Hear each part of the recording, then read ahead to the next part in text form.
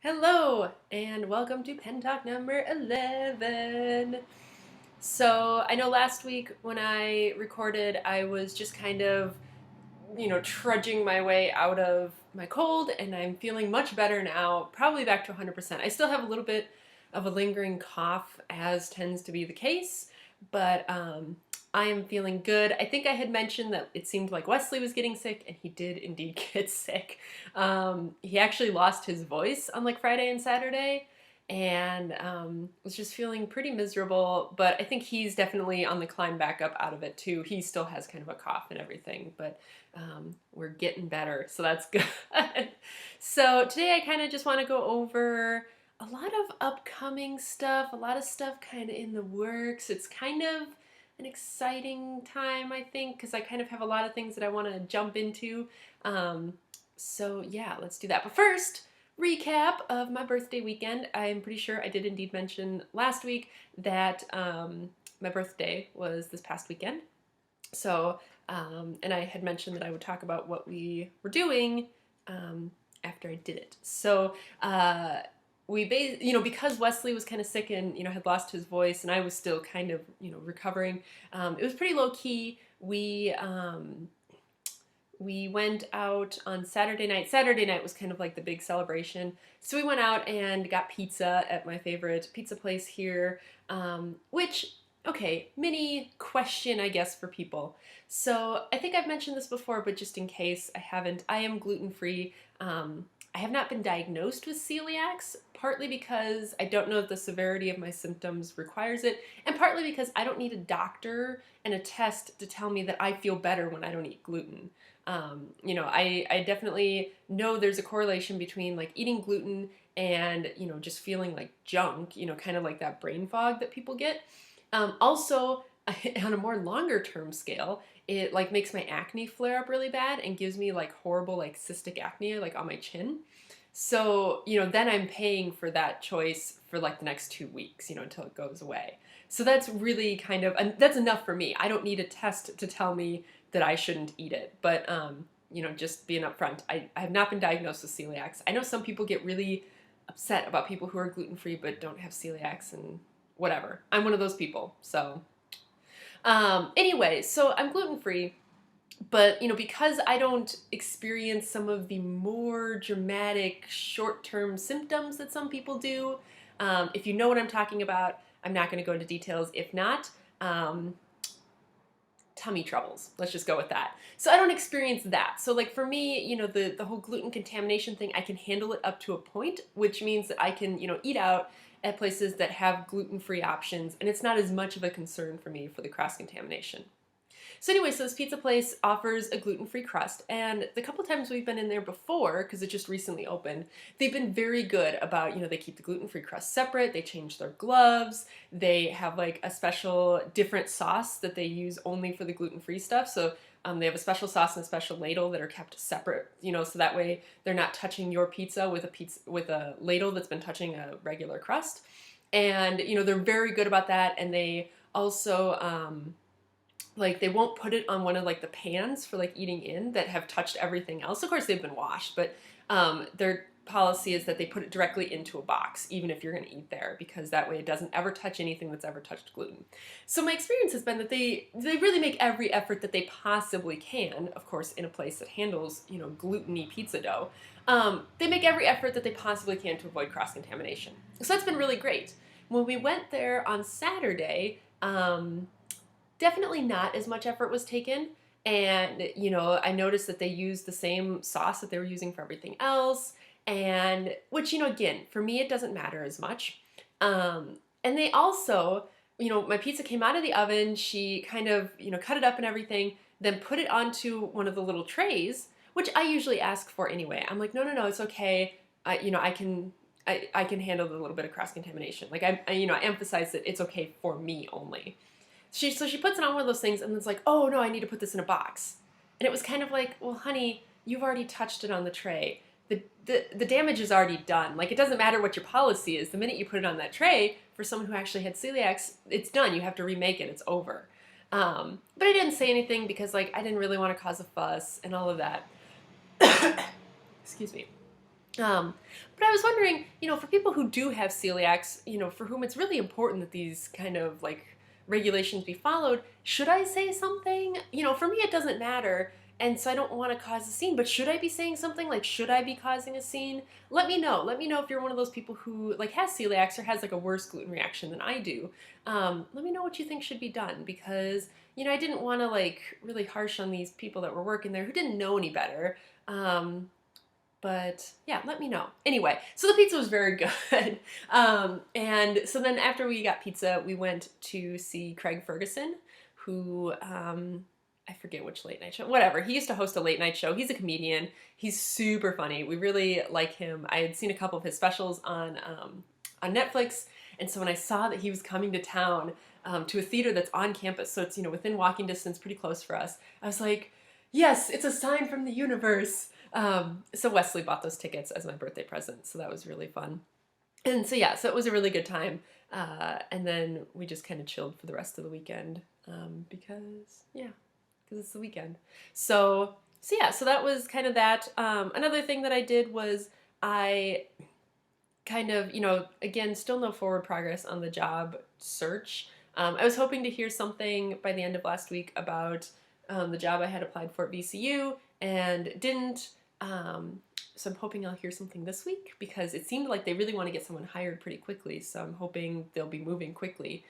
But anyway, so like Friday, I was just kind of really bummed out about like the fact that I was gonna, hit my birthday this year and not have a job, like not even have like job prospects, versus last year at my birthday.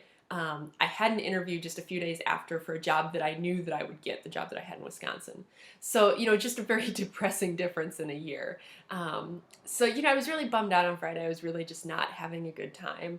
And so I forced myself to just not job hunt over the weekend. I was like, you know what? You need to just not. You need to just step back, enjoy the weekend, and not job hunt or anything. So I did that, and I feel much better now about it. So definitely, like, if you're unemployed, or, you're going through a period of unemployment, or you're trying to change work, even while you are employed, definitely take time off of the job hunt. Like, let yourself have a weekend, because kind of the way that I was feeling on Friday was really not good. Like, it could have been the start of a really bad downward spiral. And, sometimes you just have to trust yourself that you just need to stop. Like, you need to just pull back and enjoy things. Because, especially like with the weekend, because for the most part, there aren't new jobs posted over the weekend. So just wait until Monday. So yeah, I'm hoping that once I am not unemployed, I can kind of talk a little bit more about kind of the unemployment process and what I would have done differently, what I'm glad that I did and didn't do, but that will be once I'm employed again. So yeah, so that was kind of that personal stuff. I know that I think 2 videos ago now, I had talked about a toe sock that I was making. That is kind of put on hold because I bought slippers. Let's see if I can, slippers. So I bought slippers. So yeah, the toe socks have been put on hold. Partly because, I bought slippers, and partly because I really need those needles to make some hand warmers, because now it's getting colder here. And while our apartment is still at, it's above 60 degrees in here, so it's not like I'm in danger of hypothermia or anything. My fingers get really cold really easily, and my hands get like super cold really easily, to the point where it becomes painful to like write and move them and type and stuff. So I think I just have not good circulation, and that's whatever. So I like to wear hand warmers when that happens, because it just keeps me from getting too uncomfortable. So I'm going to be making hand warmers. I have a pattern kind of lined up, and if I remember, I will link that down in the description. It's on Ravelry, so if you're not on Ravelry, it won't help you any. But I will link that below, and I'm hoping to get those whipped up pretty fast, because, I need them because my hands are cold. So yeah, so there's that. So yeah, let's see.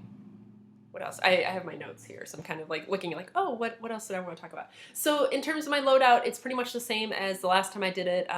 Same pencil stub in my bullet pencil, same refill in my tactile turn. I have changed out my pens. Well, I still need to clean out my Griso Gray Safari, but that one's pretty much out of ink. And now I am onto my TWSBI VAC 700, which has Noodler's North African Violet in it. So that will be the next ink I will be reviewing. And speaking of that, that will be happening on, let me look at my calendar. That will be happening on Wednesday, I believe I have it planned for. Thursday. So that review should be up on Thursday. And then on Saturday, I'm going to be posting a review of the Clairefontaine Triomphe, like writing pad. So that's what is planned for this week. And then kind of looking into the future, I said, I kind of have things in the works. So looking into the future, what I have done is I've had a lot of ink samples come into my possession through various channels recently. So I have so many ink samples right now. So what I've been doing is I have been swabbing like a boss. So I have like sheets and sheets of swabs. I have 1, 2, 3, 4, 5, 6, 7, 8, 9. I have 9 sheets and they all have roughly, an average of 8 swabs each. So that's about 40 different ink swabs that I have. So I have a lot, and most of these are ones that I haven't reviewed. There's a handful that I have, but most of these are inks that I have not reviewed. So I have a lot of inks to review. Yeah. So my plan is today I want to try and get these scanned and kind of crop them so they're each individual and get them put on the blog somehow. Partly just to have kind of a repository of like, these are the inks that I have, like these are the inks that I have samples of. And then I can kind of, indicate whether I've reviewed that ink or not.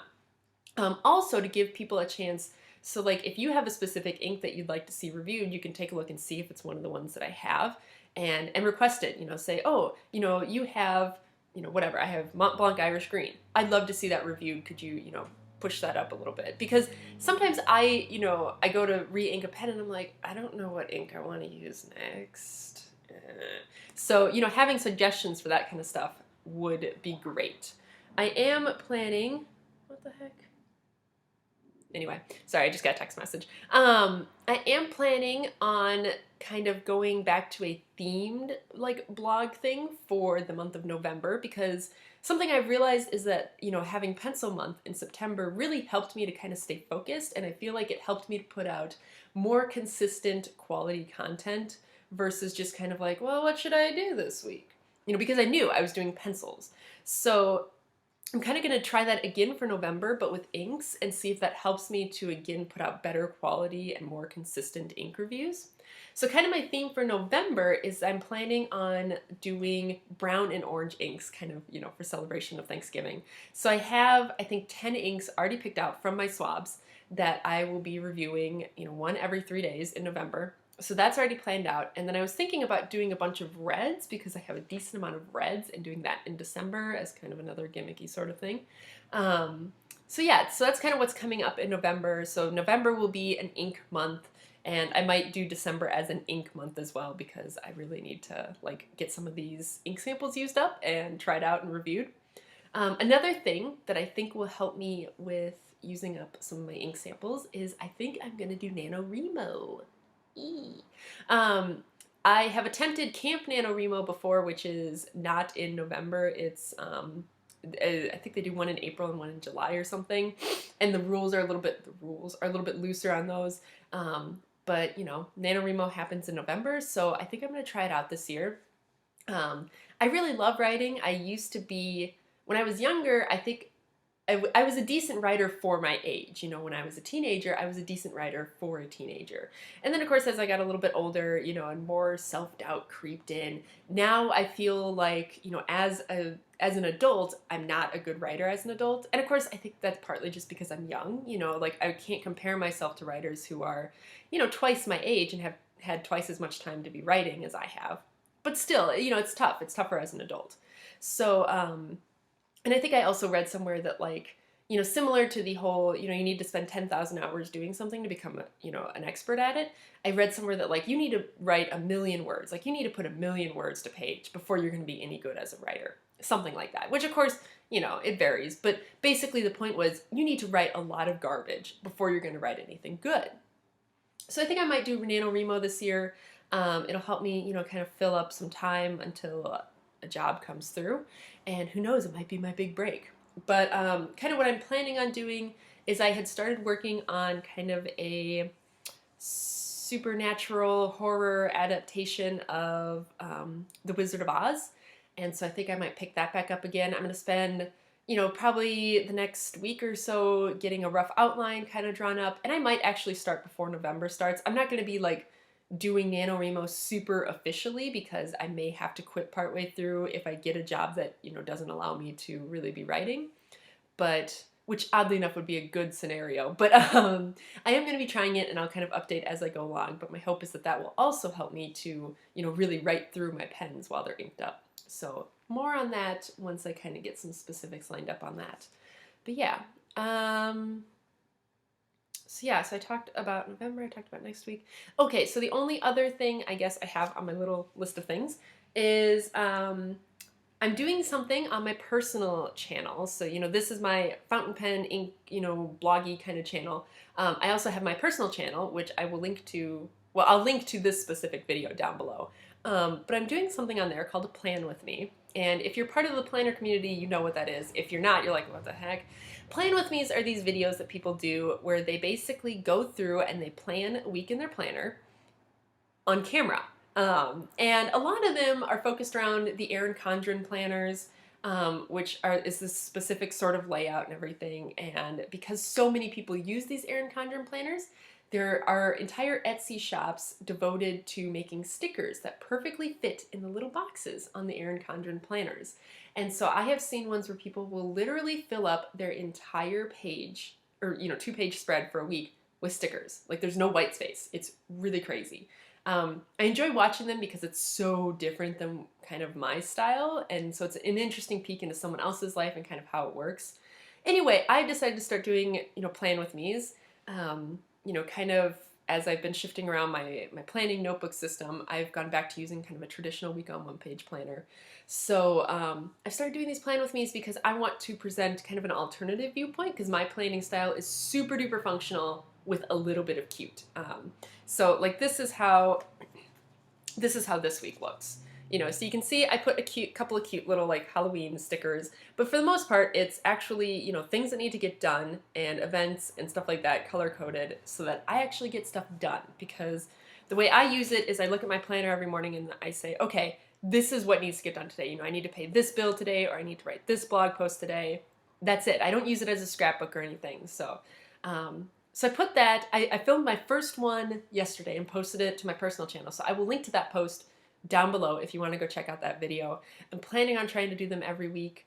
And I want to kind of like get some more videos on my personal channel, maybe about like minimalism or, I don't know. I would like to be doing more on my personal channel because there are things that I feel like, you know, while I do kind of do personal updates in these videos, there are things that, you know, I feel like don't really belong on this channel, but I would like to record videos for them and put them on my personal channel. So check it out. And I think that's it. I'm looking at the clock on my computer right now, and I need to go because I need to get some lunch packed up so then I can head up to campus and have lunch with Wesley. Because yeah, he has like one class at like 9:30 and then his next class is at like 12:30 or something. So he has a kind of a break in between like when his classes are, and he could come home, but I could also walk up there. You know, I could get off my lazy butt and get out and get some fresh air and go walk up and have lunch with him. So that's what I typically do. So I need to get his sandwich packed up and I need to get my lunch packed up and get going. So yeah, I guess that'll be all for Pen Talk number 11. And I'm hoping that by the time I get this posted, I will have all of these ink swabs and stuff up on the blog. And if so, I will link to the specific page where they are down below in the description. Our internet is being kind of a poop today, so which is really a problem considering that my printer and scanner is wireless and relies on the internet here in the apartment. So we'll see. We'll see how this works. We'll see when I can actually get this uploaded. It was doing so well for a while. You know, I talked about my internet woes back when, you know, a while ago, and then it was doing so well. And then we have days like today where it just decides it doesn't really want to work. So, but anyway, yeah, so that's it. And I will see you guys later. Bye.